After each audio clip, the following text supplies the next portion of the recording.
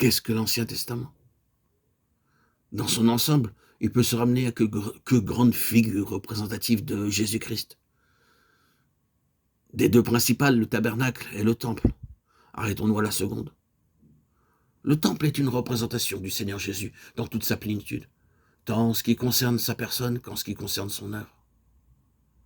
C'est à ce titre-là qu'il occupe la place centrale dans la vie du peuple d'Israël.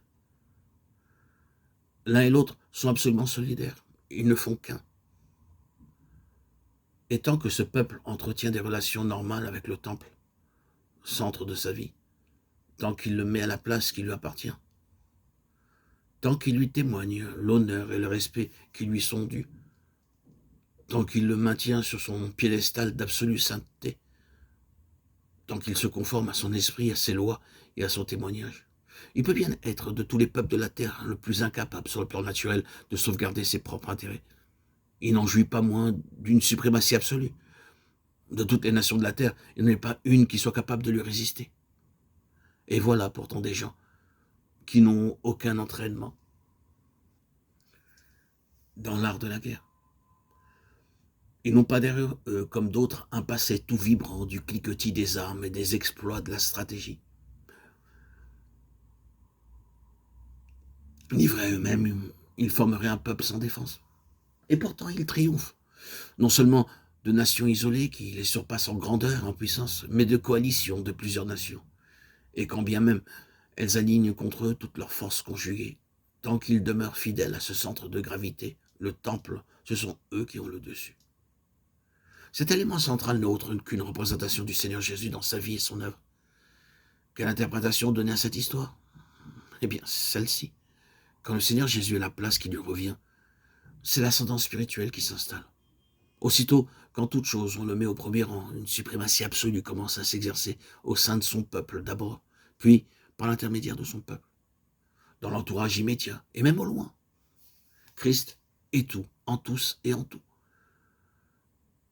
Quand cette parole se réalise, rien ne tient devant lui. Que le Seigneur Jésus ait la place qui lui est due dans le cœur et dans la vie des siens.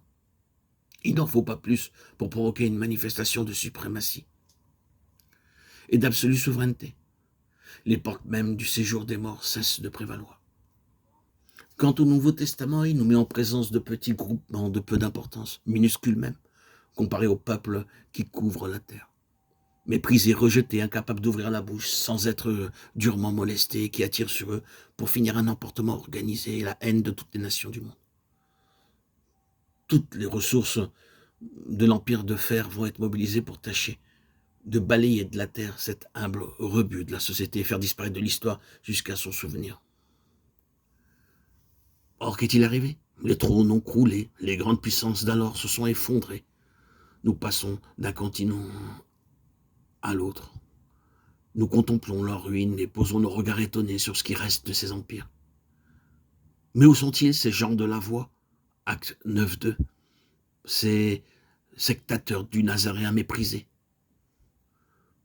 C'est une multitude immense que personne ne peut compter. Le ciel en est rempli. Ici, sur la terre, ceux qui connaissent le Seigneur Jésus, qui l'aiment et qui sont de cette voie se chiffrent par milliers, dizaines de milliers. L'explication? C'est que Dieu a déterminé que son Fils serait tout, et qu'en toute chose, il tiendrait le premier rang.